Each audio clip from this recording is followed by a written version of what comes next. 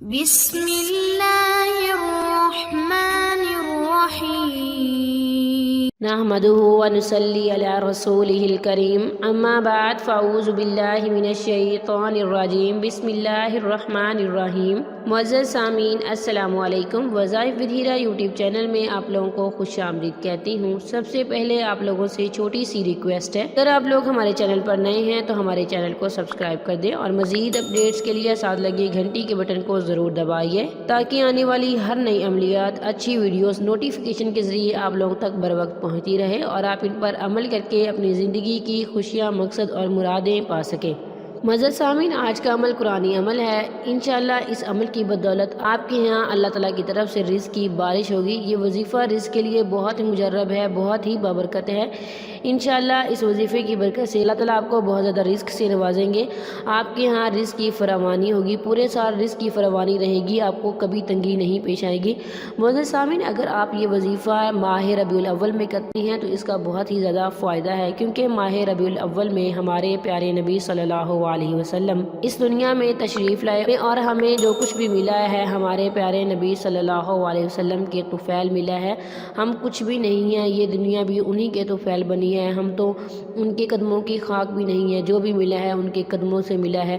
معزز سامعین، آپ یہ وظیفہ کریں، کیونکہ ہمارے نبی صلی اللہ علیہ وسلم بہت بابرکت تھے، بہت رحمتوں والے نبی تھے، تو آپ کو ان کے طفیل انشاءاللہ اللہ تعالیٰ آپ پر رحمتیں کریں گے اور آپ پر رزق کی بارش کر دیں گے اور رزق وسیع کریں گے۔ اللہ تعالیٰ آپ کو ایسے وسائل سے رزق دیں گے کہ آپ کو سمجھ بھی نہیں آئے گی کہ رزق آخر آ کہاں سے رہا ہے۔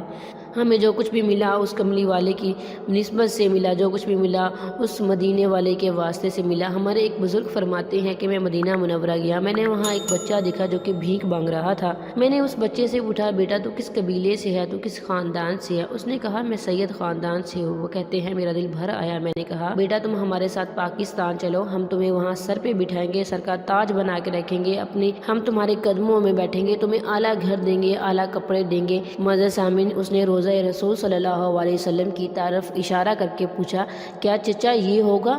تو وہ کہتے ہیں نہیں بیٹا، یہ صرف مدینے میں ہے اور یہاں کا رہنے والا، یہ گنبد اور اس کا مکین یہاں صرف مدینے میں ہے، یہ کہیں دنیا میں اور کہیں نہیں ہے۔ سارے لوگ اس وجہ سے یہاں آتے ہیں، اس کی تڑپ میں، اس کی محبت میں یہاں آتے ہیں، یہ نہیں ہے باقی سب کچھ ملے گا۔ اس نے کہا نہیں، میں یہ در چھوڑ کے کہیں نہیں جاؤں گا، مجھے یہ بھکاری بن کے مانگنا قبول ہے، مجھے یہ بھکارت قبول ہے، لیکن میں آپ کا در چھوڑ کے کہیں نہیں جاؤں گا۔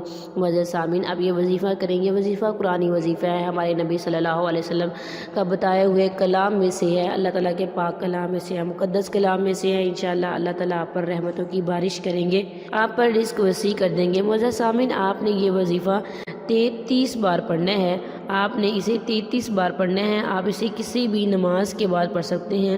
یہ 27ویں پاری کی دوسری آیت ہے، وظیفہ نوٹ کر لیں، آپ نے اسے 33 بار پڑھنا ہے۔ معزز سامعین، چلیے بڑھتے ہیں اپنے وظیفے کی طرف۔ وظیفے کی اجازت کے لیے ویڈیو کو لائک کریں، شیئر کریں اور کمنٹ میں اپنا نام لکھیں، ہماری طرف سے آپ کو وظیفے کی اجازت دی جائے گی۔ وظیفہ نوٹ کر لیں، وَمَا خَلَقْتُ الْجِنَّ وَالْإِنسَ إِلَّا لِيَعْبُدُونَ وَمَا خَلَقْتُ الْجِنَّ وَالْإِنسَ إِلَّا لِيَعْبُدُونَ۔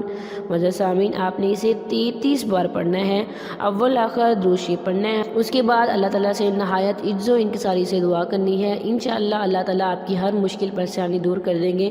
اگر آپ کے ہاں کوئی نوکری کا سبب نہیں ہے تو اللہ تعالیٰ آپ کو نوکری دیں گے، رزق وسیع کر دیں گے انشاءاللہ ثم انشاءاللہ۔ تھینکس فار واچنگ، وآخر دعوانا ان الحمد للہ رب العالمین۔